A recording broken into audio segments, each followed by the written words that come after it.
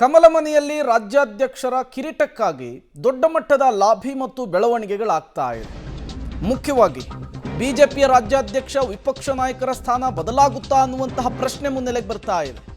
ಬಿಜೆಪಿಯಲ್ಲಿ ಇದೇ ವಿಚಾರಕ್ಕೆ ಬಿರುಸಿನ ಚಟುವಟಿಕೆಗಳು ಕೂಡ ಗರಿಗೆದರುತ್ತಾ ಇದೆ.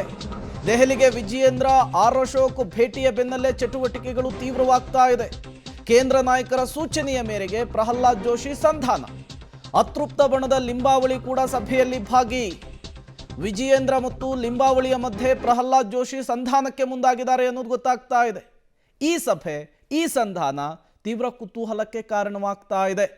ಯಾವಾಗ ಗೃಹ ಸಚಿವ ಅಮಿತ್ ಶಾ ಬೆಂಗಳೂರಿಗೆ ಬಂದು ಹೋದ್ರೋ ಖಾಸಗಿ ಕಾರ್ಯಕ್ರಮಕ್ಕಾಗಿ, ಅದಾದ ಮೇಲೆ ರಾಜ್ಯ ಬಿಜೆಪಿಯಲ್ಲಿ ಒಂದಿಷ್ಟು ಮಿಂಚಿನ ಬೆಳವಣಿಗೆಗಳು.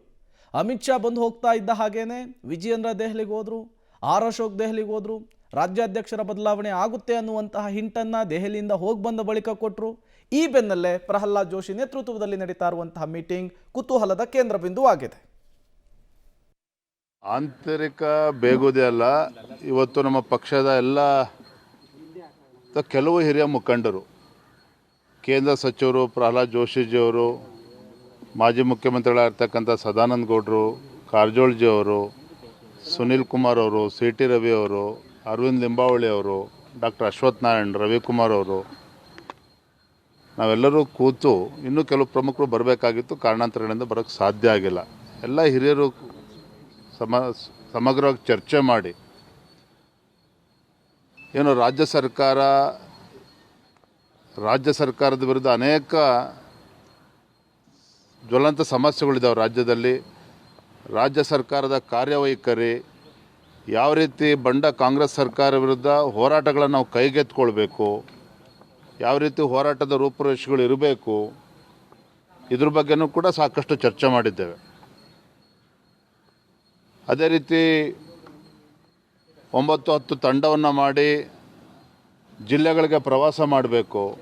ಆ ಜಿಲ್ಲೆಯಲ್ಲಿರ್ತಕ್ಕಂಥ ಸಮಸ್ಯೆಗಳನ್ನು ಕೂಡ ರಾಜ್ಯಾಧ್ಯಕ್ಷರ ಹುದ್ದೆಗೆ ಸಂಬಂಧಪಟ್ಟಂತೆ ಬಿಜೆಪಿನಲ್ಲಿ ಮರು ಆಯ್ಕೆ, ಬದಲಾವಣೆ, ಹೊಸತನ, ಈ 3 ಅಂಶಗಳ ಈಗ ಸದ್ಯಕ್ಕೆ ಚರ್ಚೆ ಆಗ್ತಾ ಇದೆ. ಇದ್ರ ಬಗ್ಗೆ ಯಾವುದು ಚರ್ಚೆ ಆಗ್ತಾ ಇಲ್ಲ. ನಾನಂತೂ ಆ ರೇಸಲ್ಲಿ ಇಲ್ಲ. ಅದ್ಯಾವುದು ಚರ್ಚೆ ಆಗ್ತಾ ಇಲ್ಲ. ನಾನಂತೂ ಆ ರೇಸಲ್ಲಿ ಇಲ್ಲ. ಈ ತರದ ಚರ್ಚೆ ಯಾವುದೂ ಇಲ್ಲ. ರಾಜ್ಯಾಧ್ಯಕ್ಷರ ಹುದ್ದೆಗೆ ಸಂಬಂಧಪಟ್ಟಂತೆ ಬಿಜೆಪಿನಲ್ಲಿ ಮರು ಆಯ್ಕೆ, ಬದಲಾವಣೆ. ಮತ್ತಷ್ಟು ಡೀಟೇಲ್ಸ್ ಅನ್ನು ಕೊಡ್ತಾರೆ ಮಸೂದ್, ನೇರ ಸಂಪರ್ಕದಲ್ಲಿ ಜಾಯಿನ್ ಆಗಿದ್ದಾರೆ. ಮಸೂದ್, BY ವಿಜಯೇಂದ್ರ ಅವರು ರಾಜ್ಯಾಧ್ಯಕ್ಷರಾಗಿ ಮುಂದುವರಿಯೋದಕ್ಕಿದ್ದಂತಹ ಅಡ್ಡಿಯೇ ಭಿನ್ನಮತೀಯರು. ಈಗ ಅವರನ್ನ ಮತ್ತೆ ವಿಜಯೇಂದ್ರ ಅವರನ್ನ ಮುಖಾಮುಖಿ ಮಾಡಿಸುವ ಅಥವಾ ಸಂಧಾನ ಮಾಡಿಸುವಂತಹ ಕೆಲಸ ಆಗಿದೆ ಅಂದ್ರೆ ಬಹುತೇಕ ವಿಜಯೇಂದ್ರ ಅವರೇ ಮುಂದುವರಿತಾರೆ ಅನ್ನುವಂತಹ ಕ್ಲೂನಾ ಇದು, ಹಿಂಟಾ ಇದು ಮಸೂದ್?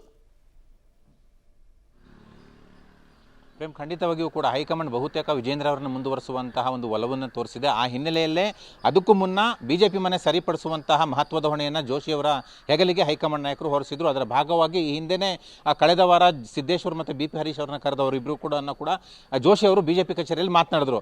ಅದರ ಬೆನ್ನಲ್ಲೇ ಇವತ್ತು ಶಾಸಕ ಅಶ್ವಥ್ ನಾರಾಯಣ್ ಅವರ ನಿವಾಸದಲ್ಲಿ ಹೈಕಮಾಂಡ್ ಸೂಚನೆ ಮೇರೆಗೆ ಬಿಜೆಪಿಯ ಹಿರಿಯ ನಾಯಕರನ್ನ ಕರೆಸ್ಕೊಂಡು ಇಲ್ಲೇ ಊಟದ ಕೂಡ ವ್ಯವಸ್ಥೆ ಆಗಿತ್ತು. ಇಲ್ಲೇ ಕಡೆ ಜೊತೆಗೆ ಲಂಚ್ ಮಾಡಿಕೊಂಡು ಒಂದು ರೀತಿಯಲ್ಲಿ ಒಗ್ಗಟ್ಟನ್ನು ಮುಂದುವರಿಸ್ಕೊಂಡು ಹೋಗಬೇಕು, ಒಗ್ಗಟ್ಟಿನಿಂದ ಮುಂದುವರಿಸಬೇಕು, ಯಾವುದೂ ಭಿನ್ನ ಮತ ಬಿರುಕು ನಮ್ಮ ಮಧ್ಯೆ ಇರಬಾರ್ದು ಅನ್ನುವಂಥ ಹೈಕಮಾಂಡ್ ಸಂದೇಶವನ್ನು ಕೂಡ ಜೋಶಿ ಅವರು ತಲುಪಿಸಿದ್ರು.